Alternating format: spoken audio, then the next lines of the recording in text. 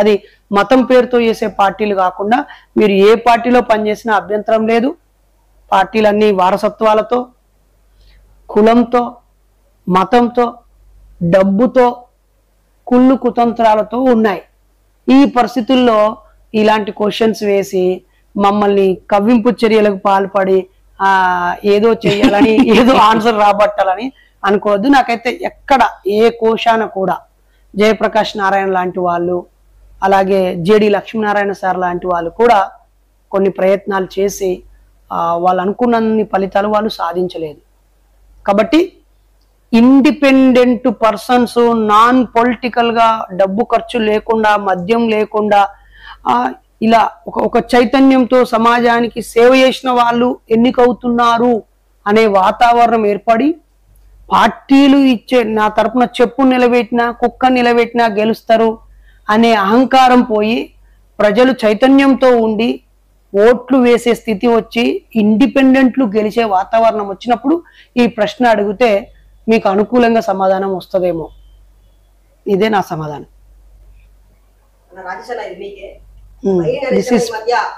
బాగా ఫేమస్ అయ్యారు కదా, అంటే బాగా ఫేమస్ అయ్యారు కదా, వన్ అడుగుతున్నాడు. నరేష్ ఇంతగా ఫేమస్ అవడానికి రాజేష్ ఊహించలేదు, దీనికి మీరేమన్నారు? What is the nonsense? That question is not perfect. Bairi Naresh అన్న 12 సంవత్సరాల క్రితం నాకు పరిచయం అయిండు. ఆయన 12 సంవత్సరాల క్రితమే నాకు పరిచయం అయిందంటే అంతకంటే చాలా సంవత్సరాల నుంచి ఆయన పనిచేస్తుండు. మీరు అనుకున్నట్టుగా ఏదో ఇప్పుడు అదొక చిన్న అనూహ్య వ్యాఖ్యలు చేయడం ద్వారా ఫేమస్ అయిందని చెప్పి మీరు అనుకుంటున్నారు. కానీ ఆయన గ్రౌండ్ లెవెల్లో ఉండేటువంటి వాటర్ ఎట్లా ఉంటుందో అట్లా కొన్ని వందల సోషల్ వెల్ఫేర్లలో పిల్లలకు మానసిక చైతన్యాన్ని, ఎంతో మంది స్టూడెంట్లకు, పోలీస్ ఆఫీసర్లకు కూడా అంటే చైతన్యం చేయడం అనేది ఆయన ఈరోజు మొదలు పెట్టింది కాదు. ఆయన ఫేమస్ అయిండు అని నేనేం ఫీల్ అవుతా బ్రదర్, నాకు అర్థం కాదు. ఇప్పుడు మేమిద్దరం సైమల్టేనియస్ గా కలిసే పని చేస్తున్నాం, ఇలా కొత్తగా కాదు. మేము 12 సంవత్సరాల నుంచి ఎన్నో విగ్రహావిష్కరణలలో, ఎన్నో పోరాటాలలో, నిజంగా చెప్పాలంటే ఇంకా ఆయన is a very great traveller. ఈ సిద్ధాంతంలో నేను ఇంకా చాలా వెనుకున్నా ఆయన కంటే. కాకపోతే నేను సాహితీపరుని కాబట్టి నేను వెళ్ళలేని చోటికి నా పాటను పంపించగలిగాను. కానీ నా పాట వెళ్ళిన చోటు కంటే ముందే ఈయన వెళ్ళి ఉన్నాడు అక్కడ. ఈ రోజు కొత్తగా ఏం కాదు బ్రదర్, ఆయన ఫేమస్ అని చెప్పి మీరు అనుకుంటారు. కానీ గ్రౌండ్ లెవెల్లో ఉన్నటువంటి ప్రజలందరికీ బైరి నరేష్ గారు తెలుసు. Ground level, out of the ground లో ఉన్న వాళ్ళకి మొన్న రీసెంట్ గా పరిచయం ఉండేమో, కానీ గ్రాస్ లెవెల్ ఉన్నటువంటి అందరికి స్టూడెంట్ చాలా మంది, సమ్ లాక్స్ ఆఫ్ స్టూడెంట్స్ కి తెలుసు ఆయన. మీకు తెలియదు ఆ విషయం? అక్కడ ఆ సోదరుడికి నాదో చిన్న విన్నపం. అరే నిజంగానే ఏదో ఒక తప్పుడు మాట మాట్లాడుతున్నావు, సరైన ఉదాహరణ ఇవ్వకపోతున్నావు, ఎవరు రెచ్చగొట్టి బాధ పెడితే పాపులర్ అవుతారు అనుకుంటే, ఇన్ని కోట్ల మంది ప్రజలు ఉన్నాం కదా, తెలుగు వాళ్ళమే 4-5 కోట్లు, 9 కోట్లు, 10 కోట్ల మంది ఉన్నాం కదా, మరి వారానికి ఒకరిని పాపులర్ చేయొచ్చు కదా. ఇప్పుడు మా ఇన్సిడెంట్ జరిగి 15 నెలలు దాటింది. ఈ 15 నెలల్లో ఇంకెవరు దొరకలేదా పాపులర్? ఇంకోటి ఎందుకైతే లేడు మరి? వారానికి ఒకరిని, నెలకొకరిని పాపులర్ చేసేసి పాపులర్ ఫిగర్ చేయొచ్చు కదా. అది మళ్ళీ నన్ను రాజేష్ మీరేమనుకుంటున్నారట అన్న అనుకునేది ఏముంటది? ఆయన ఒకవేళ పాపులారిటీ దేవుళ్ళని తిడితే వస్తుంది అనుకుంటే నేను దాన్ని వ్యతిరేకము. బలం ఉండాలి తప్ప వాపుని చూసి బలము అనుకునే భ్రమలో నేను లేను, అన్న కూడా లేడు. అయినా చాలా మందికి అర్థం కాని విషయం ఏంటంటే, అంటే మనతో జర్నీ చేసిన వాళ్ళకైతే అర్థమవుతుంది మనం మాట్లాడుతుంది ఏదో ఒక చిన్న షార్ట్ గా చూసి దాన్ని పొరపాటు అనుకోవడంలో. ఇప్పుడు మన రీసెంట్ గా కేసీఆర్ గారి నియోజకవర్గంలో బొడ్రాయి పండుగకి మాలామాది గారిని రానియద్దని కొట్టినప్పుడు, హిందువుల కోసమే ప్రాణాలు ఇష్టం, హిందుత్వం గురించి తప్పుగా మాట్లాడితే నరకేస్తాం అనుకుంటున్నటువంటి డాష్ నా కొడుకులు ఎడవైపోయినారు. ఇప్పుడు రెగ్యులర్ గా జరుగుతున్నప్పుడు మీరు మాట్లాడాలి కదా, అరే మాలామాది గారు మన హిందువులు brother, that is in our culture, why you people blaming like that, we are supporting with him అని చెప్పి ఎందుకు, why you people should silence?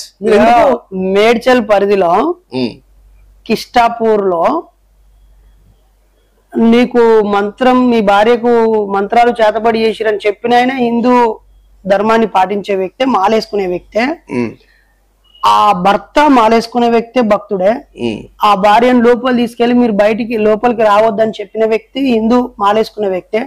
లోపల అత్యాచారం చేసిందట, ఆమె ఆత్మహత్య చేసుకో ప్రయత్నం చేసింది, ఆమె బయటికి చెప్పడంతో ఆ సూసైడ్ అటెంప్ట్ చేసుకుంది, దాంతో ఇప్పుడు ఫిర్యాదు చేసుకున్నారు. ఇప్పుడు ఇది ఇప్పుడు ఇద్దరు జూమ్ చేయ బ్రదర్. ఇప్పుడు మరి అత్యాచారం చేసినోడు మాలేసుకున్నోడే, చేపించుకున్న భర్త మాలేసుకున్నోడే, అత్యాచారానికి గురైన ఆడపడుచు కూడా రోజు పూజ చేసుకున్న ఆవిడే. మరి ఈ చర్య మీద పాస్టర్ తిట్టాలా, ఈ చర్య మీద ముళ్ళని తిట్టాలా? వాళ్ళు తప్పు చేసినా మేము తిడతాం, ఇలా కొత్తగా ఏం కాదు కదా. పాస్టర్లు టచ్ అంటే ఆయన కూడా తిడతాం. ఇప్పుడు ఇది పక్కన పెడదాము. ఈ మొన్న కెన్యాలో ఉండి ప్రార్థన చేస్తే మీకు స్వర్గమే అని చెప్పేస్తే 100 మంది ఉపవాసం చేసి 50 మంది చచ్చిపోయింది. మరి దీనికి ఎవరు సమాధానం చెప్తాడు? ఇగో ఇలా ఒక ముస్లిం సోదరుడు తన ఆవేదనను వ్యక్తం చేశాడు. ఏమనంటే, మీరు అనుకుంటున్నట్టుగా లేదు, మా ముస్లిం పర్సనల్ లా బోర్డు మొదలైనప్పటి నుంచి అందులో ఎంతో మంది సయ్యద్, షేక్, మొఘల్, పఠాన్లు ఉన్నారు, కానీ పస్మందా ముస్లింలు సున్నా వాళ్ళు సున్నానట.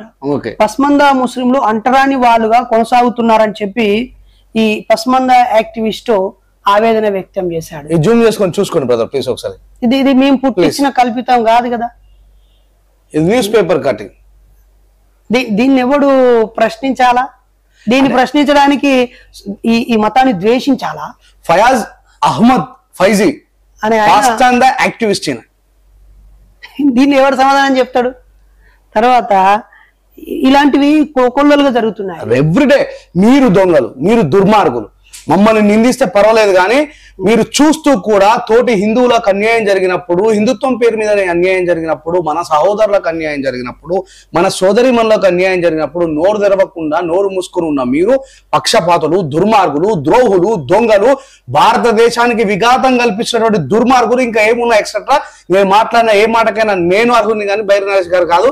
మళ్ళీ చెప్తున్నా, మేము హిందుత్వం కోసం సంపుతం సస్తం ఎటువాయ మరి మాలమాది కూడా అంటారా, గుళ్ళకి రానియద్దని చెప్పి మాట్లాడినప్పుడు మీ నోర్లు ఏడవైపు అంటాయిరా, నాకు అర్థం కాదు. కొడుక గుర్తుపెట్టుకోండి, సందర్భం అందరికీ వస్తుంది, సమయం అందరికీ వస్తుంది. ఇట్లా అంటే మమ్మల్ని మీరు చూసే దృష్టికోణం తప్పు, మా తప్పు కాదు. మేము భారతీయులలో ఎవరికైనా జరిగినా స్పందిస్తాం, అది ముస్లింలకైనా, క్రైస్తవులకైనా, హిందువులకైనా. వై? Because we are Indians. అయినా మేము మాట్లాడితే సంచలనం అవుతుంది, వీళ్ళకు పబ్లిసిటీ వస్తుంది అనేది పక్కన పెట్టి, వీళ్ళు మాట్లాడిన దాంట్లో అర్థం ఉందా లేదా? అర్థం లేదైతే కొట్టిపడేయండి అంతే. చట్ట ప్రకారంగా ఆల్రెడీ ఎన్నో కేసులు పెడుతూ ఉన్నారు. చట్టాన్ని మేము గౌరవిస్తాం కాబట్టి చట్టాన్ని చేతిలోకి తీసుకోవట్లేదు. మీరిద్దరు కార్తిక్ అడుగుతున్న క్వశ్చన్, మీరిద్దరు అన్ని మతాలు ఉన్న దేవుళ్ళని తిరుగుతారు, అందరికి కొంటనే అవుతున్నారు, అందరికి మీరు శత్రువులే అవుతున్నారు, మీరు మారరాయిగా మీ బతుకు మీరు బతకొచ్చు కదా ఇవన్నీ పెట్టి. మా బతుకు మేము బతకడం అనేది, మేము అన్ని మతాల వాళ్ళని తిట్టడం మా లక్ష్యం కాదు మిత్రులారా. ఇందాక చూపెట్టడం సాక్ష్యాలు, ఇది లోకాయతులు, చార్వాకులు, బుద్ధుడు. This is not starting by the name of Bairi Naresh and Rajesh. ఇది కొన్ని వేల సంవత్సరాల నుంచి వస్తుంది మిత్రులారా. భారతదేశము ఒక అద్భుతమైనటువంటి దేశము. ఇక్కడ మనోభావాలు దెబ్బతీసుకుంటూ ఉంటారా, మీరు మారరా అనేది ఆయన ఇంటెన్షన్. అసలు మనోభావాలు, అరే మీరందరూ మారితే మాకు గోసుండదు రా, మరి మేమెందుకు మొత్తుకుంటాం? మీరందరూ మారువి లొల్లి వీగుద్ది. తర్వాత ఇంకోటి, మీరు మారినా మారకుండా ఆలోచించడానికి రిక్వెస్ట్ చేస్తున్నాం కదా. మరి తర్వాత ఇంకో సూటి ప్రశ్న, మీ సిహెచ్ కార్తిక్ గారు నా ఒక విన్నపం ఏంటంటే, మీరు అందరి మనోభావాలు దెబ్బతీస్తారు. ఎవర్రా దెబ్బతీసేది? ఏడగున్నది ఏడగొడుతుంది రాయగొట్టి. అసలు మనోభావాలు ఇంత దొడ్డు ఇంత పొడుగుంటాయా, లేకపోతే బండ లెక్కుంటాయా, బల్ల లెక్కుంటాయా, చెక్క లెక్కుంటాయా? మనోభావాలు ఇంత దొడ్డు ఉంటాయా, ఉంటాయా? అసలు మనోభావాలు అంటే ఎట్లుంటాయి? ఎప్పుడన్నా నీకు నువ్వు ఆలోచించినవా? ఒక ఇంటర్ ఫెయిల్ అయినోడు వాడు తట్టుకునే శక్తిలకు ఆత్మహత్య చేసుకుంటాడు. ఒక ఉద్యోగస్తుడు ఆ ప్రెజర్ తట్టుకోలేక పోలీస్ ఆఫీసర్ కూడా సూసైడ్ చేసుకుంటున్నాడు. అది కదా మనోభావం దెబ్బతినడం, ఒక అవమానాన్ని తట్టుకోలేక చచ్చిపోవడం. అట్లా మా మాటల వల్ల మనోభావాలు దెబ్బతిని సచిన వాళ్ళు ఎంతమంది ఉన్నారు రా భయ్? ఎవరైనా నచ్చిందా? లేకపోతే ఓ వారం 10 రోజులు వీళ్ళు చెప్పిన మాటలకి అగల్బూలు అయిపోయి పిచ్చులు అయిపోయిన వాళ్ళు ఎవరైనా ఉన్నారా? హాస్పిటల్ పైన వాళ్ళు ఎవరైనా ఉన్నారా? లేకపోతే భార్య పిల్లలు వదిలేసిన వాళ్ళు ఎవరైనా ఉన్నారా? లేకపోతే నిరూపణ చేసి మీరు చెప్పింది తప్పు అని నిరూపణ చేస్తే మేమే చెంపలేసుకొని మానేస్తాం కదా. అయినా మేమిద్దరమే ఉన్నది అనుకోవడం తప్పు. అది మా సోషల్ మీడియా ఉండడమో, అన్నకు పాట ఉండడమో, నాకు మాట ఉండడమో, లేదా అలా అలాంటి వాళ్ళు మాకు తోడవడం వల్ల ఇది మీకు పెద్దగా కనిపిస్తుంది. కానీ మీలో కూడా ప్రశ్నించేటోడు ఉన్నాడు. నీ ప్రవర్తన వల్ల నువ్వు కామన్ మ్యాన్ అయినా నీ ప్రవర్తన వల్ల కూడా నీ పక్కనికి ఇంకోటి మనోభావాలు దెబ్బతింటాయి. మరి దాని గురించి పట్టించుకో. నీ భార్య దెబ్బతింటలేవా, నీ భర్త దెబ్బతింటలేవా, నీ పిల్లలై దెబ్బతింటలేవా? మేము అడిగే ప్రశ్నలు, నీ భార్య అడిగితే డైవర్స్ ఇచ్చేస్తావా, నీ కొడుకు అడిగితే కొట్టి చంపుతావా, నీ బిడ్డ అడిగితే నరికి చంపుతావా, నీ పక్కంటోడు అడిగితే ఇంకా మనోభావాలు దెబ్బతిని నువ్వు అనుకుంటూ చచ్చిపోతావా? ఏం మనోభావాలు, ఎక్కడి మనోభావాలు? మాకు మా పనులు మాకున్నాయి.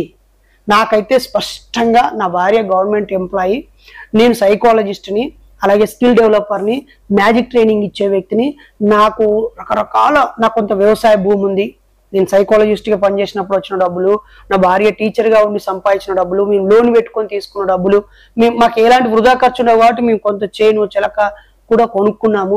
హాయిగా వేసుకొని బతుకుతూనే ఉన్నాము. మీకు ఒకసారి బుర్ర పెట్టి ఆలోచించండి. 30 రోజులు ఉంటే 30 రోజులు మేము టీవీలలో కనిపించినావురా? నీకు 24 గంటలు ఉంటే 24 గంటలు నువ్వు ఒకటే ఉద్యోగం చేస్తున్నావా?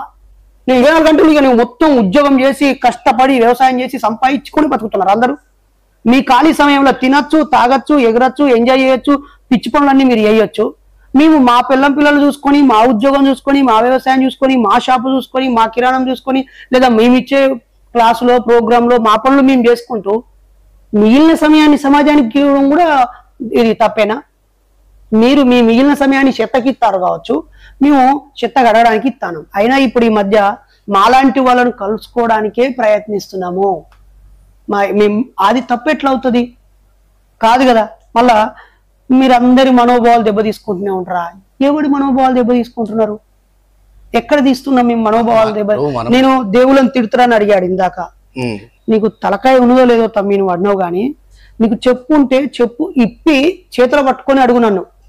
నేను ఏ దేవుణ్ణన్నా ఇప్పుడు ఎవరైనా తిట్టుకుంటే అరే నీ అమ్మ, నీ అక్క, ఎల్లు, ఎమ్ము అని రకరకాల బండబూతులు మనకు సర్వసాధారణంగా వినిపిస్తాయి. నేను ఏ ఒక్క మతానికి సంబంధించిన దేవుణ్ణైనా ఎల్లన్ననా, ఎమ్మన్ననా, అమ్మ, అక్క, అలీ అన్ననా, వారి వీరి అరై తురై అన్ననా?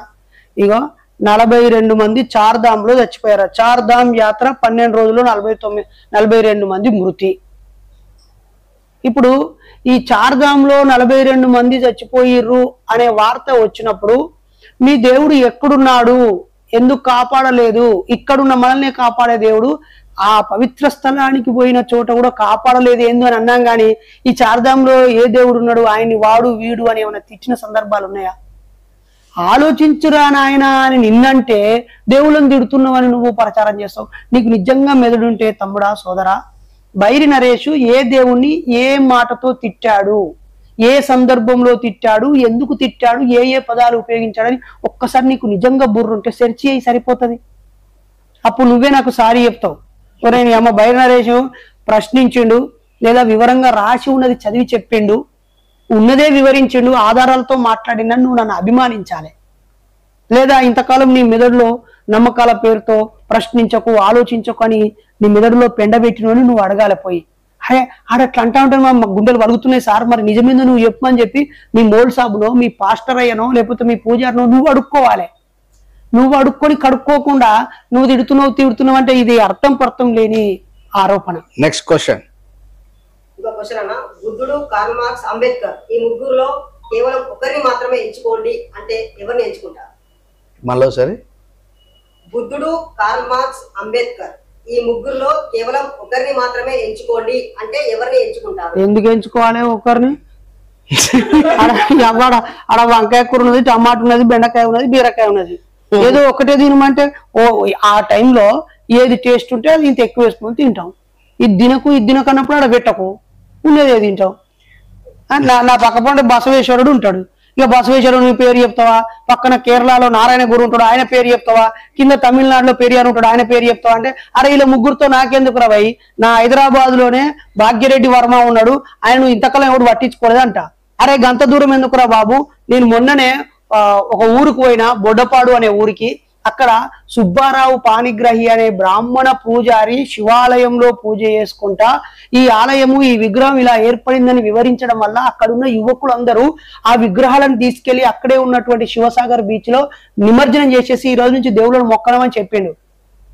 శివసాగర్ అనే బీచ్ లో సుబ్బారావు పాణిగ్రహి అనే బ్రాహ్మణ వ్యక్తి నక్సల్బరీ పోరాటంలో వెళ్ళి అమరుడయ్యాడు కదా, ఆయన చరిత్రను తవ్వి తీసి చెప్తాం బయటికి, శ్రీది చెప్తాం. ఇక్కడికి వచ్చేసరికి గోపరాజు రామస్వామి ఉంటాడు, ఆయనను తీసుకుంటాం మేము. కార్ల్ మార్క్స్ ఎందుకు తీసుకుంటాం, ఈ దేశమే కాదు. చెగువేరని ఎందుకు తీసుకుంటాం, మరి భగత్ సింగ్ ను దేశమంతా తీసుకోవాలన్నా పంజాబ్ వాళ్ళే తీసుకోవాలంటే మేమని చెప్తాం.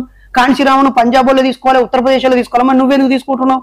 భారత రాజ్యాంగం బాబాసాహెబ్ రాసిండు, అలా మొత్తం 9 మంది సభ్యులు ఉన్నారు, అలా 7 క్రియాశీలకులు ఉన్నారు, అటెండెన్స్ కోసం వచ్చే వాళ్ళు 5 ఉన్నారు. ఇలా అందరి ఫోటోలు పెడుతున్నావు, ఒక్కని ఫోటోలు ఎందుకు పెడుతున్నావు? ఆయన వల్ల లబ్ధి పొందిన వాళ్ళు, ఆయన వల్ల ఉపయోగం జరిగింది అనుకున్న వాళ్ళు, ఆయన పాత్ర ఎక్కువ ఉంది అనుకున్న వాళ్ళు ఆయన గౌరవిస్తున్నారు. మిగతా వాళ్ళది పెట్టద్దని మేము అంటున్నామా? మూడో విషయం ఏంటంటే వాళ్ళ ముగ్గురి త్యాగము పేదలను విముక్తి చేయడం కోసమే కాబట్టి సందర్భాన్ని బట్టి వాళ్ళ యొక్క మార్గంలో నడుస్తాం. వాళ్ళంతా ప్రజల కోసం బతికినారు. దేవతలుగా భావించే సమ్మక్క సారక్కని తీసుకుంటాను ఆదర్శంగా, మరి తప్ప పగిడిద్దరాజు జంపన రాజులని తీసుకుంటా తప్ప, ఎల్లమ్మ పోషమ్మని తీసుకుంటాం తప్ప, కట్టమైసమ్మని తీసుకుంటా తప్ప. ఓ సందర్భంలో జీససే అరే ఏమో భలే సంస్కరణ చేసింది అనిపిస్తుంది, మహమ్మద్ ప్రవక్త అరే బాగా కంట్రోల్ చేసింది అనిపిస్తుంది. ఒకడ రాముడు ఒక్కతే భార్య ఉండాలరా అని చెప్పాడు. ఆ విషయంలో అమ్మ ఎక్సలెంట్ రాముడు అంట నేను. అంత మాత్రాన్ని ఇక రాముని భక్తుని అయిపోయినట. రాముని మొక్కుతాడు, సందుకు అని పెట్టుకుంటాడు. అంటే ఈ లెక్కన ఎవడైనా తన భార్య ముఖం కాకుండా ఇంకో దాని ముఖం చూసినంటే వాడు హిందువే కాదన్నట్టు అర్థం, అంతే కదా. కాబట్టి ఇది అంటే అతను ముగ్గురులో ఎవరో ఒక్కరే అని అన్నప్పుడు ముగ్గురికి కుర్చీలు ఉంటే ముగ్గురిని కూర్చోమంటాం, ఆడెవడు ముందత్తే అని కూర్చోమంటాం, అంతే. మీ ఇద్దరికి క్వశ్చన్ రామకృష్ణ అడుగుతున్నాడు హైదరాబాద్. మీరు కులాలు పోవాలని ప్రచారం చేసుకుంటే తిరుగుతోళ్ళు దాడులు అయినప్పుడు ఇంకేమైనా అయినప్పుడు రెంజర్ల రాజేష్ కు కులం గుర్తొస్తుంది, నేను దళితుని, నేను మాలాయనని, బై నరేష్ కు గుర్తుకొస్తుంది, నేను బీసీని పద్మశాలి బిడ్డనని. మీరు కులాలు పోతారు, మరి మీ కులాలు ఎందుకు చెప్పుకొని మా బీసీల మీద దాడి చేస్తారా, ఎస్సీల మీద దాడి చేస్తారా, మళ్ళీ మీరెందుకు మీ కులాలు ప్రస్తావన చేస్తారు? నేను చెప్పాలా నువ్వు చెప్తావు? మీరు చెప్పినాక నేను చెప్తా. ఎవడో ఒకడు నాకు ఫోన్ చేసి ఈ దేశంలో కులాలను అంబేద్కరే పుట్టించినాను. కాదు కాదు, బ్రిటిష్ వాడు పుట్టించినట్టు ఒకడు. అంటే ఇక్కడ నా పేరు రాజేష్, అన్న పేరు నరేష్. దాడి జరిగినప్పుడే కులం గురించి చెప్పుకుంటామనేటువంటి మీ ఆలోచన తప్పు మిత్రులారా. రామకృష్ణ గారు హైదరాబాద్, ఈ దేశంలో వేలాది సంవత్సరాల క్రితమే మనల్ని కేటగిరీలుగా విభజించి కులాలను ఇచ్చిండ్రు. పాయింట్ నెంబర్ 1, కులం పోవాలని చెప్పేసి ఈ కులం అనేటువంటి దరిద్రాన్ని అంటగట్టిన వాడెవడో దాని చరిత్రను పూర్తిగా క్లియర్గా చెప్పాలి. కాబట్టే కులం యొక్క ప్రస్తావన గురించి మాట్లాడుతూ, అంటే ఇక్కడ ఎట్లా అయిపోయింది, బీసీలు అంటే అంబేద్కర్ జానికి చాలా దూరంగా ఉండేవాళ్ళు, బీసీలు అంటే వాళ్ళు కేవలం రెక్కల కష్టం మీద బతికేటోళ్ళు, బీసీలకు అంబేద్కర్ ఏం చేయలేదు, బీసీలకు అంబేద్కర్ వల్ల ఎలాంటి లాభం జరగలేదు అని మాట్లాడుతున్న వాళ్ళకి, అరే 27% రిజర్వేషన్ బాబాసాహెబ్ అంబేద్కర్ గారి వల్లనే మనం అనుభవిస్తున్నాం. ఎక్కడో కుమ్మరులమై ఉండి మనం కుండలు చేసుకోవాల్సిన మనం, మంగళులమై క్షవరం చేసుకోవాల్సిన మనం, మున్నూరు కాపలమై వ్యవసాయం చేసుకోవాల్సినటువంటి మనం, గౌన్లమై కళ్ళు గీసుకోవాల్సినటువంటి మనం ఈరోజు అన్ని రకాల విద్యను అభ్యసించి రకరకాల పోస్టుల్లో ఉన్నామంటే కారణం బాబాసాహెబ్ అంబేద్కర్ గారు. నేను ఒక బీసీ బిడ్డగా, ఒక శాల కులానికి చెందిన వ్యక్తిగా ఈరోజు నేను చదువుకొని పిహెచ్డీ చేసి డాక్టరేట్ సంపాదించగలిగిన అంటే because of doctor Babasaheb Ambedkar కారణం అని ఆయన చెప్పాల్సి వస్తుంది. రెండో విషయం, ఏ బాబాసాహెబ్ అంబేద్కర్ గారు అయితే నన్ను ఈ దేశంలో అంటరాని వాడిగా చూస్తే అట్రాసిటీ కేసు వేయాలని ఒక రక్షణ కవచాన్ని బాబాసాహెబ్ అంబేద్కర్ గారు నాకు ఇచ్చిండ్రు, రాజ్యాంగబద్ధంగా ఆ విషయాన్ని చెప్పాల్సి వస్తుంది తప్ప దాన్ని మాలగా వేసుకొని ఆయన కేవలం శాలలోనే ఆర్గనైజ్ చేయలేడు, నేను కేవలం మాలలోనే ఆర్గనైజ్ చేయలేను. ఒకవేళ నిజంగా మాకు కులం అనేటువంటిది ఉండాలా, కులపిచ్చే ఉంటే ఆయన వెనకాల కేవలం శాలల్లో ఉండేవాళ్ళు, నా వెనకాల కేవలం మాలల్లో ఉండేవాళ్ళు. ఇదే సమాధానం, ఇంతకు మించిన సమాధానం నేను చెప్పలేను. ఏదైనా ఉంటే మా దాదా చెప్తాను. ఎస్ బ్రదర్, నేను నిజంగా చెప్తున్నాను, నేను బీసీ పద్మశాలి. బీసీ అంటే అర్థం ఏంటిది? వెనుకబడిన తరగతి అని అర్థం కదా. ఇందులో కుల అహంకారం ఏడ కనిపిస్తుంది, కుల గజ్జె ఏడ కనిపిస్తుంది? పద్మశాలీల కోసమే పనిచేసినప్పుడు అరే నువ్వు ఇంకోల గురించి పనిచేయట్లేవు, మాట్లాడే అర్హత లేదని అనొచ్చు. లేదా ఒక ప్రత్యేక మాల కమ్యూనిటీ కోసమే అన్న పాట రాసిండా? అన్న రాసిన పాటలు కానీ అన్నిచ్చిన ప్రసంగాలు కేవలం మాల గర్జనలు, మాల సమీకరణలు, మాల వ్యవహారాలకే పరిమితమైన వ్యక్తి. మరి అట్లయితే ఆయనతో వచ్చినవాడు, ఆయన కారు నడిపేవాడు, ఆయన ఇంట్లో ఉంటున్నవాడు, ఆయనను కాపాడుతున్నవాడు, తోడుగా ఉంటున్నవాడు అన్ని కులాల వాళ్ళు ఎందుకు ఉంటారు? నేను నా ఇంట్లోకి భిన్న కులాల వాళ్ళని ఆడపడుచులు కోడలుగా ఎందుకు తీసుకుంటా? అంటే నువ్వు మూఢనమ్మకాల నిర్మూలన సంఘం పెట్టుకోవు, నీ కులమే ఉండాలనుకుంటే చాలా ఐక్యత సంఘటన పెట్టుకుంటావు. అప్పుడు నాకు ఇంకా ఈజీ కదా. ఇప్పుడు నాకు మొత్తం అంతటి రాష్ట్రం అంతా కలిపితే 5,000 లేరు ఇప్పుడు కొత్తగా రీఆర్గనైజ్ చేస్తున్నప్పుడు. అదే ఒక పద్మశాలి వేదికను పెట్టుకున్నాక ఒక్క మండలంలోనే 16,000 మందికి నేను లీడర్ అయిపోతా కదా. నా ఒక్క కమలాపూర్ ఊర్లోనే మా కుల బంధువులు 16,000 మంది ఉంటారు. మా దగ్గర ఎప్పటికి ఒక ఎంపీటీసా జెడ్పీటీసా పక్క పద్మశాలి వాళ్ళే అవుతారు. మరి అది ఇంకా ఈజీ కదా, నన్ను రాజ్యాధికారం వైపు కానీ ఎక్కువ మంది ప్రజలకు లీడర్ని చేస్తుంది కదా. ఇప్పుడు అక్కడ మాజీ యువరాజా వారు ఏది కేసీఆర్ గారి కుమారుడు పెద్దలు గౌరవనీయులు కేటీఆర్ గారు మా సిరిసిల్ల మొత్తం నేతన్నల బిడ్డల రాజ్యంలోనే ఆయన మంత్రి అయింది కదా, ఎమ్మెల్యే అయింది కదా. ఇప్పుడు ఇక్కడ మంగళగిరిలో ఇక్కడి యువరాజా వారు చంద్రబాబు నాయుడు గారి కుమారుడు నారా లోకేష్ బాబు గారు మంగళగిరిలో ఇక్కడ పద్మశాలిలే కదా. అంటే నేను చక్కగా పోయి ఆ మంత్రులను కలవచ్చు, లేదా వాళ్ళకు వ్యతిరేకంగా కులాన్ని సమీకరించవచ్చు, ప్రభుత్వం మీద వ్యతిరేకంగా పనిచేయచ్చు, లేదా ఈ మంత్రుల మీద వ్యతిరేకంగా పనిచేయచ్చు. కాబట్టి నాకు దాడి జరిగినా జరగకపోయినా నా కులం బీసీ పద్మశాలి. అన్నం తినేటోడు రైతన్నకు సలాం పెట్టినట్టుగానే బట్టలు వేసుకునే ప్రతి ఒక్కడు ఈ బట్ట తయారు చేయడం కోసం చెమట చిందించిన మా నేతన్నలకు సలాం చేయాల్సిందే. మీరు బస్ ప్రౌడ్ టు సే నేను అత్యంత నైపుణ్యము కలిగినటువంటి పేగులను పేని నరాలను ముడివేసి కళ్ళకు వత్తులేసుకుని చిన్న లోపం లేకుండా అద్భుతంగా అందంగా నిర్మించే నైపుణ్యం ఉన్న కులంలో పుట్టాను. అలాని మిగతా కులాలు తక్కువ అనే చులకన భావం లేదు, పలానా కులాలు ఎక్కువ అనేటువంటి తలపవరు భావం లేదు. అందుకే నా చెల్లెమ్మని ఒక మాదిగ సోదరుడికి ఇచ్చి దగ్గరుండి పెళ్లి చేశాను. నా సొంత తమ్ముడికి ఒక మాల ఆడపడుచును నా ఇంటికి కొడుగా తీసుకొచ్చుకొని ఆమె వండి పెడితే తింటున్నాను. నా చెల్లె మా బావగారిని ముద్దుగా చూసుకుంటుంది. కాబట్టి రక్త సంబంధాల ద్వారా కులం లేని ఒక మంచి సౌభ్రాతృత్వం రావాలని నేను ఆచరణలో ఉన్నా. చలో ఇలా అందరూ పద్మశాలి బిడ్డలు ఉండాలని కోరుకుంటున్నా. చలో దీన్ని ఏం తప్పబడతావు? అన్ని కులాలు ఎవడన్నా కులం పేరుతో రాజకీయం చేస్తే వాడిని అడుగురా తమ్మి. కులం పేరుతో ఏమైనా విభజిస్తే వాడిని అడుగురా.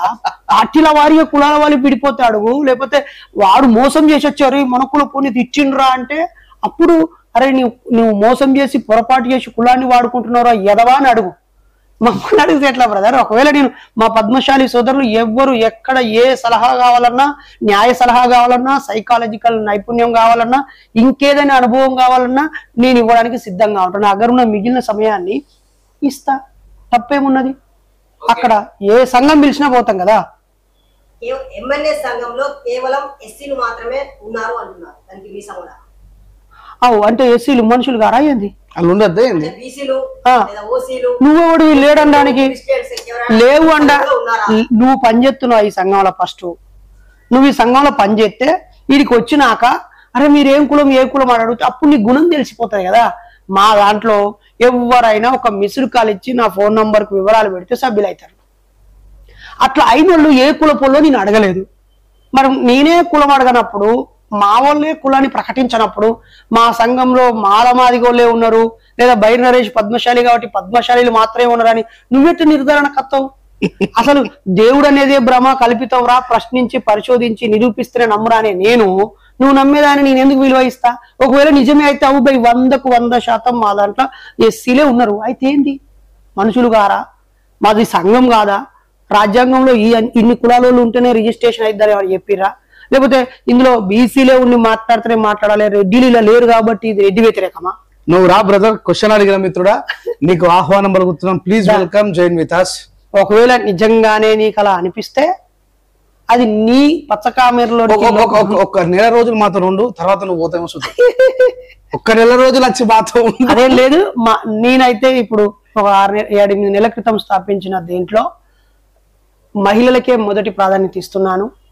మాకు మా రాష్ట్ర ప్రధాన కార్యదర్శి పద్మమ్మక్క మహిళ టీచరు, తర్వాత ప్రీతి ఖమ్మం జిల్లాల అధ్యక్షురాలు, గౌతమి గారు నాయకురాలు, మా జాతీయ సమన్వయకర్తనే సుజాత గారు బీసీ మహిళ.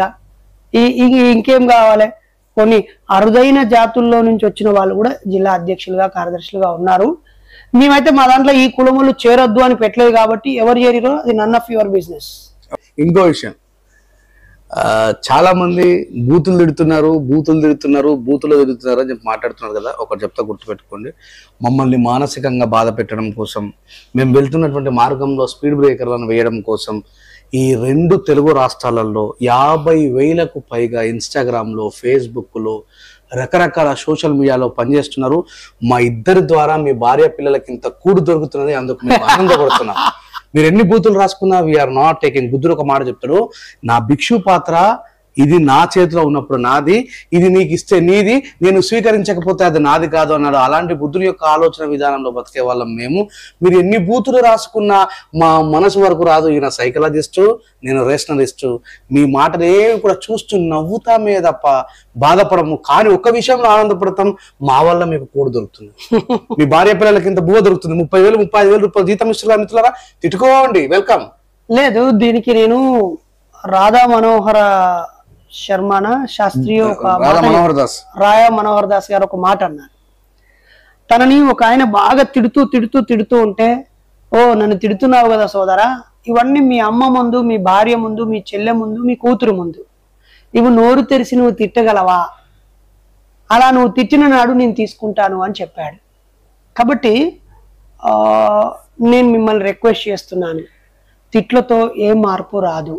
నిజంగానే నన్ను తిట్టేవాళ్ళు, ప్రశ్నించేవాళ్ళు, అవమానించేవాళ్ళు, ఓ సోదరులారా, ఎవరైతే సమాజాన్ని ప్రేమిస్తారో, సమాజంలో ఉన్న దోపిడిని, పీడనని, అసమానతల్ని తొలగించడానికి పని చేస్తారో, వాళ్ళ విమర్శలు, వాళ్ళ అవమానాలని, వాళ్ళ ప్రశ్నలని మాత్రమే నేను పరిగణలోకి తీసుకుంటాను. ఎవరైతే సమాజ చైతన్యం కోసం పరితపిస్తారో, సమాజంలో ఉన్న అసమానతలు పోవడం కోసం కొంత త్యాగం చేస్తారో, విలువైన మనుషుల విమర్శను మాత్రమే తీసుకుంటాను. అలా చెప్పుడు మాటలు వినోల్లో, బైనరేషు దేవుళ్ళని తిడతాడు అని ఎవడో అన్న మాటను విని నువ్వు టక్కున ఒక కామెంట్ పెడితే నేను దుమ్ములా కూడా నేను భావించాను. ఒక చివరి మాట చెప్తా. నేను తోటి హిందువుల మీద అన్యాయం జరిగినప్పుడు, గుళ్ళోకి రావద్దన్నప్పుడు, వాళ్ళు అంటరాని వాళ్ళన్నప్పుడు, వాళ్ళు ఈ ప్రదేశం నుంచి బహిష్కరించాలన్నప్పుడు, వాళ్ళని మంగళహారతిని ముట్టుకోవద్దు అన్నప్పుడు, నిజంగా మీరు హిందువులుగా పిలువబడుతున్న ఆర్గనైజేషన్ వాళ్ళు రాకపోతే, అక్కడ ప్రశ్నించకపోతే, మీరు మనుషులు కాబట్టి ప్రశ్నించండి. ఈ విషయం మీద మేము స్పందిస్తాం. హిందువుల్లో ఉన్న వాళ్ళకి అన్యాయం జరిగినా మేము స్పందిస్తాం, గుర్తుపెట్టుకోండి. వాళ్ళ చెప్పుడు మాటలు వినేటువంటి సోదరులారా, అన్న మనం హిందూ ఆర్గనైజేషన్ వాళ్ళం కదా, మన తోటి హిందువులకు అన్యాయం జరిగినప్పుడు మీరు ఎందుకు వెళ్ళట్లేదు, మీరు ఎందుకు ప్రశ్నించట్లేదు, వాళ్ళకు న్యాయాన్ని మీరు ఎందుకు ఇప్పించట్లేదు? అదే బైరి నరేష్, అదే రింజాల రాజేష్, మిగతా ఆర్గనైజేషన్ వాళ్ళు వచ్చి తోటి హిందువులకు అన్యాయం జరిగినప్పుడు వాళ్ళు వచ్చి వాళ్ళ న్యాయం కోసం పోరాడుతుంది కదా, మనం ఎందుకు పోవట్లేదు? ఇది నిజంగా వివక్ష కాదా అని మీ మనసును మీరే ప్రశ్నించుకోండి, మీ నాయకుల్ని మీరే ప్రశ్నించండి. Thank you very much. భారత రాజ్యాంగాన్ని డాక్టర్ బాబాసాహెబ్ అంబేద్కర్ గారు రాయలేదు, ఎంఎన్ రాయ్ గారు రాశారని అమరా ప్రసాద్ అనే వ్యక్తి ఈ మధ్య చాలా యూట్యూబ్ చెప్తా ఉన్నాడు. దానిపై మీ అభిప్రాయం? బరాబరే. అప్పుడు ఈయనున్న ఎంఎన్ రాయ్ గారు కలిసి రాశారు. అంబేద్కర్ గారు హాయిగా వాళ్ళ భార్య పిల్లలతో ఊటీ, కొడైకెనాల్, అలా సౌదీ అరేబియా దేశాల పర్యటనకు పోయిండు బ్రదర్. అప్పుడు వీళ్ళిద్దరు కష్టపడి రాసిళ్ళు. అదే ఓకే, వాళ్ళిద్దరి ఫోటోలు, ఇద్దరు విగ్రహాలు ఆయా రాష్ట్ర ప్రభుత్వాలు, దేశ ప్రభుత్వాలు నిలబెడితే మేము కూడా మా వంతుగా 10 రూపాయలు చందా ఇస్తాం. నేనైతే 1000 రూపాయలు చందా ఇస్తాను. ఓకేనా? ఆయన మా నిజామాబాద్ జిల్లా వాసి. ఎంఎన్ రాయ్ గారిది 250 ఫీట్ల విగ్రహం పెట్టాలని నువ్వు అమర నిరాదీక్ష చెయ్యి. అమరా ప్రసాద్ గారు ప్లీజ్. ఎవరు? అమరా ప్రసాద్ గారు. నేను ఆయన ఇంటర్వ్యూ చేసినప్పుడు, ఈ హమారా అనే బిరుదు మీకు ఎవరు ఇచ్చారు? ప్రజలేమో మహాత్మా అని పూలేకి ఇచ్చారు, పెరియార్ అని మహిళలు ఇచ్చారు, మీకు ఎవరు ఇచ్చారని అడిగాను. అని ఎవరు ఇవ్వలేదు అన్నాడు. ఆయన పేరు వరప్రసాద్ గారు. ఆయన వరప్రసాద్ నిజామాబాద్ జిల్లా సిఐఎస్ఐ చర్చ చదువుకున్నాడు. వాళ్ళ నాన్న గాంధార్లో ఎస్ఐ రిటైర్డ్ అయ్యిండు. ఆయన నిజామాబాద్ జిల్లా వాసి, 100% క్రిస్టియన్. ఈ రోజుగా దాని గురించి చాలా మంది చెప్పేవాళ్ళు, మేము దాని గురించి ఒక్కొక్క మాట మా సమయాన్ని వృధా చేసుకోదలుచుకోవాలి. Thank you very much. Prasad garu లేదా ఇంకొకరు, డియర్ బ్రదర్, మీకు మమ్మల్ని రెచ్చగొట్టి అవమానించడం అలవాటేమో కానీ అర్థం లేని ప్రశ్నకు వివరించే తీరిక కానీ అవసరం కానీ మాకు లేదు. ఆ విషయంలో మమ్మల్ని అర్థం చేసుకోవాలని ప్రజలు. ఒక చిన్న మాట చెప్పి నేను దీన్ని కంక్లూజన్ చేస్తాను మిత్రులారా. అంబేద్కర్ గారు భారత రాజ్యాంగమే రాయకపోతే, అంబేద్కర్ గారి భారత రాజ్యాంగం రాయలేదు అని వేలాది పుస్తకాలు వచ్చేవి. పండిట్ జవహర్లాల్ నెహ్రూ గారు ఉన్నారు, సర్దార్ వల్లభాయ్ పటేల్ గారు ఉన్నారు, చాలా మంది, టిటి కృష్ణమాచారి ఉన్నాడు, అయ్యంగారు ఉన్నాడు, బాబు రాజేంద్ర ప్రసాద్ ఉన్నాడు. ఒకవేళ అంబేద్కర్ ఆయన అప్పటి నుంచే భారత రాజ్యాంగ నిర్మాత డాక్టర్ బాబాసాహెబ్ అంబేద్కర్ గారు అంటున్నారంటే, ఓ నా చదువుకున్న యువత ఒకసారి ఆలోచించండి. ఈ రోజు 2023లో ఈ అలిగేషన్ పెట్టడం ఈయనెవరు? అంతకంటే ముందు అంబేద్కర్ గారి మీద వేలాది మంది అలిగేషన్ పెట్టేవారు. ఆ విషయాన్ని గుర్తుపెట్టుకోండి. దేశ ప్రభుత్వమే is the father of modern India అని పండిట్ జవహర్లాల్ నెహ్రూ గారే అన్నారు. ఆ విషయాన్ని గుర్తుపెట్టుకోండి. నేను దేని కూడా పెద్దగా తీసుకోను. అంబేద్కర్ గారు రాజ్యాంగం రాయలేదు, మీ అయ్య రాసిండు, ఓకే, అదే ఫైనల్ బై. మీ అయ్య విగ్రహాన్ని పెట్టించుకోర్రి, మీ అయ్య పేరే రాపించుకోర్రి. Babasaheb Ambedkar the great philosophy, Buddhist philosophy ఇచ్చాడు. అందరూ బాబాసాహెబ్ ను బుద్ధుడి వారసుడిగా, తథాగతుడిగా భావించే దిశగా ఆలోచించండి. రాజ్యాంగం అనే పుస్తకం కాక ఆయన 100 పుస్తకాలు రాసిండు. కుల నిర్మాణ పుస్తకం చదవండి, ద ప్రాబ్లమ్ ఆఫ్ రూపీ అనే పుస్తకం చదవండి, రాముడు కృష్ణుడు రహస్యాలు అనే పుస్తకం చదవండి, థాట్స్ ఆఫ్ పాకిస్తాన్ చదవండి, ఇండియా బైఫర్గేషన్ మీద రాయండి, రివల్యూషన్ కౌంటర్. అరే రాజ్యాంగం అందరికి, బాబాసాహెబ్ రాజ్యాంగం, రిజర్వేషన్, ఈ 3 ముక్కలకి ఆయన తీసేయరా భయ్. తీసేసి అలా 256 మంది 450 మంది అందరి విగ్రహాలు పెట్టుర్రి. అందరి వారసులు ప్రజలకు రండి, అందరి పేరు మీద అంబేద్కర్ యువజన సంఘం అని ఎన్ని పెట్టిర్రో అట్నే ఇప్పుడు అన్న 250 మందికి సంఘాలు పెట్టుర్రి. ఎంఎన్ రాయ్ పెట్టుకోర్రి. అరే ఎంఎన్ రాయ్ గారిని ఎందుకు తక్కువ చేయాలి? Is the great person, why not? ఆయన దేశ విదేశాల్లో ఈ దేశ ప్రథమ గొప్ప వ్యక్తిగా కూడా ఆయన గౌరవించబడ్డ వ్యక్తి, సమీకరించిన వ్యక్తి, మేనిఫెస్టో, కమ్యూనిస్ట్ మేనిఫెస్టోకు రూపశిల్పం చేసిన వ్యక్తి, ఈ దేశం గొప్పగా ఉండాలని కలలు కన్న వ్యక్తి. Why not? దమ్ముంటే ఈ దేశానికి చివరి ప్రధానిగా ఉన్న లార్డ్ మౌంటెన్ బాటన్ గురించి చదవండి, మీకు తెలుస్తుంది. అదే ఎవరో ఒకరు అంబేద్కర్ చెడ్డోడు అనగానే, లేకపోతే అంబేద్కర్ రాయలేదు అనగానే ఆవేశపడాల్సిన అవసరం లేదు. సరే అయితే కానీ అందాం, ఏమున్నది, ఇల్లు అంబేద్కర్ను మనం మాత్రమే గౌరవించినాం. ఇప్పుడు ఆయన్ని బుద్ధిస్ట్గా గౌరవించడం మొదలు పెడదాం. ఒక వైతాళికుడిగా, ఒక సంఘ సంస్కర్తగా, ఒక ఎకనామిస్ట్గా, ఒక ఫిలాసఫర్గా, ఒక థింకర్గా, ఒక అడ్మినిస్ట్రేటర్గా, ఒక అడ్వకేట్గా, ఒక న్యాయ కోవిదుడిగా, ఒక ఇంటర్నేషనల్ స్టాండర్డ్ పర్సన్గా గుర్తిద్దాం భయ్. ఇంకో చివరి క్వశ్చన్ ఉందట. లాస్ట్ క్వశ్చన్, ఎస్సీ చట్టాన్ని అడ్డు పెట్టుకొని కొంతమంది తప్పుడుగా ప్రవర్తిస్తున్నారు, దానిపై మీ అభిప్రాయం? తప్ప నువ్వే అన్నాక మా అభిప్రాయం ఉంటుంది లొట్ట పీసు. మీరేమనుకుంటున్నారు? అరే తప్పుగా ఏది ఎవడు ఉపయోగించినా తప్పే అంటాం. ఒక సెకండ్, నువ్వైతే తోట అంటాం, నేనైతే తోట అంటామా? కాదు. ఇప్పుడు మిత్రమా, చట్టాన్ని తప్పుగా మిస్యూజ్ చేస్తే శిక్షించాల్సిన వ్యక్తులు ఎవరు? ఒకటి రక్షణ వ్యవస్థ, న్యాయ వ్యవస్థ, పాలన వ్యవస్థ. మరి వీళ్ళని అడగాల్సిన క్వశ్చన్ మమ్మల్ని అడుగుతున్నాం. రెండో విషయం ఏంటంటే, ఎవడైతే ఎస్సీ ఎస్టీ అట్రాసిటీని మిస్యూజ్ చేస్తుండో వాడిని ఈ పంత పలగొట్టమని పోలీసులకు మేమే చెప్పినాం. మేము కాదంటలేమే, మిస్యూజ్ చేయమని మేము చెప్పలేము, రాజ్యాంగం చెప్పలేదు, జ్యుడిషియరీ వ్యవస్థ చెప్పలేదు, న్యాయ వ్యవస్థ చెప్పలేదు, రక్షణ వ్యవస్థ చెప్పలేదు. ఈ బలగొట్టమని చెప్తున్నాం కదా మిస్యూజ్ చేసి. ఈ ప్రశ్న అడిగిన సోదరులను సామాన్య ప్రజలను అడుగుతున్నా, మిస్యూజ్ అయిందని గుర్తించిన మీరు అది యూజ్ అయింది ఎక్కడైనా గుర్తించారా? ప్రశంసించారా? అసలు ఆ చట్టం లేకముందు ప్రజల బతుకులు ఎట్లున్నవి ఎప్పుడైనా మీరు చదివారా?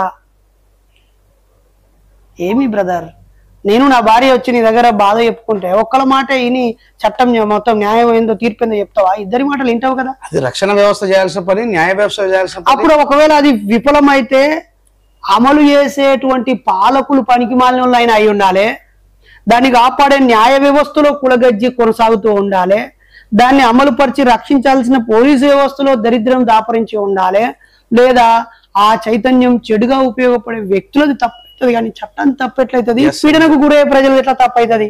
ఎగ్జాక్ట్లీ. సో అదన్నమాట సంగతి. ఈరోజు చాలా మంది ఏం లేదు, ఒకటే ముచ్చట, ఇగో మేమిద్దరం విడిపోలేదు, దూరం అయిన వాళ్ళు అనుకోకండి, తర్వాత సోషల్ మీడియాలో భయపడ్డారని అనుకోకూరి, లేకపోతే వీళ్ళు పని చేస్తలేరని అనుకోకూరి, మీ ఇష్టం వచ్చినట్టుగా ఊహించుకోకండి, ఫీల్డ్ లోనే ఉన్నాము. ముఖ్యంగా ఇద్దరికి చెప్తున్నాం, మమ్మల్ని ప్రేమించే వాళ్ళకి, మమ్మల్ని ద్వేషించే వాళ్ళకి మేము ఎప్పుడు మీతో keep in touch, don't worry. Will meet again. Thank you. Yeah, ఇప్పుడు కొంచెం చిట్ చాట్ మేమిద్దరం, తనకు నేను క్వశ్చన్ ఇస్తా, నాకు తను క్వశ్చన్ ఇస్తాను. ఓకేనా ఫ్రెండ్స్, రెడీయా?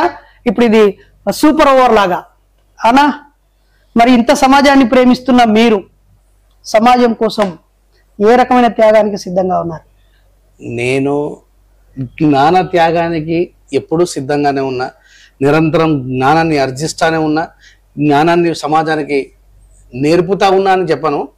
పైన మహాపురుషులు చేసినటువంటి ఒక సిద్ధాంత భావాజాలన్నీ వాళ్ళ దగ్గర వరకు తీసుకుపోతాను. మూఢనమ్మకాల నిర్మూలన సంఘానికి మంచి పాటలు అందించాలని చాలా మంది కోరుతున్నారు. I'm always ready.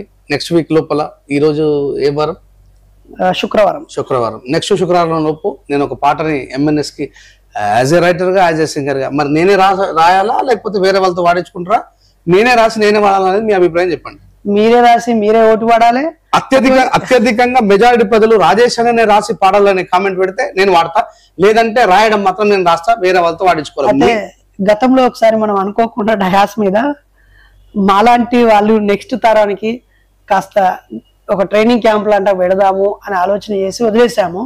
నేను ఏడికి వెళ్ళినా మీరిద్దరు కలిసి ఎప్పుడు పెడతారన్నా అని అడుగుతున్నారు. ఏం చేద్దాం? తప్పకుండా మిత్రులారా, అన్న నేను ఇద్దరం కలిసి ఒక మంచి ఆలోచన, ఆగస్టు, సెప్టెంబర్, అక్టోబర్లో కదా వర్షాకాలం అయిపోయిన తర్వాత 2 రాష్ట్రాలు, మళ్ళీ కర్ణాటక వాళ్ళు బాధపడకండి, నన్నైతే అత్యధికంగా ప్రేమించే వాళ్ళు కర్ణాటక వాళ్ళు, తెలుగు వాళ్ళు కాదని కాదు, కానీ దాదాపు అరకు, శ్రీకాకుళం నుంచి మొదలుపెట్టి తెలంగాణ వరకు ముగించుకొని కర్ణాటక కూడా ఎంటర్ అయ్యేటువంటి ఒక అద్భుతమైనటువంటి వ్యూహరచన అన్నగారు చేస్తూ ఉన్నారు. ఒక సైద్ధాంతికమైనటువంటి చారిత్రాత్మక అంశం మీద ఇద్దరం కలిసి దాదాపు ఒక 4 నెలలు మీ దగ్గరికి అందుబాటులోకి వచ్చి మీ ఇంట్లో భోజనం చేసి మీ ఊరిని పలకరించుకుంటూ పోతాం. ఇది ఖచ్చితంగా జరిగి తీరుతుంది.